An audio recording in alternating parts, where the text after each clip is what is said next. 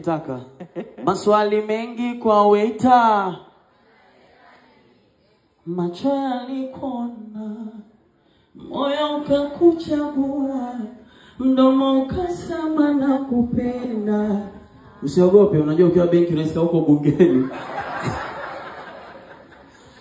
Mnaweza mkaimba kidogo. We ni zawadi. Hujapewa bado. Fanya miamala au sio bana uweze kushinda. Kwanza nashukuru sana uongozi mzima wa CRDB Bank, lakini pia nikushukuru Eliudi.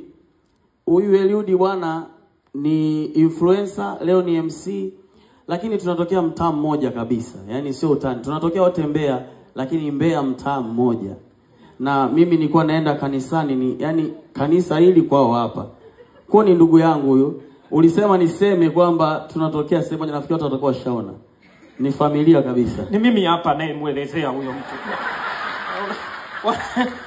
Unakuwa kama unawaambia ni siri, niko hapa. Jirani yake. Na maji ya kwetu yalikuwa yanasumbua, tunachota kwenu leo. Kabisa. Na kitu kingine ambacho watu hawajui, tukio langu wewe ni MC pia. Basi. Imesha. Basi. Done.